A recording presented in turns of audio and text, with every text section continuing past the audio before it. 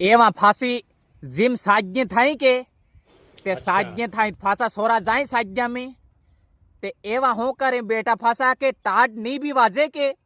તે બી સોરા જાણી જાણીને મોટા મોટા જાકીટ પહેરી જાય ફાંસા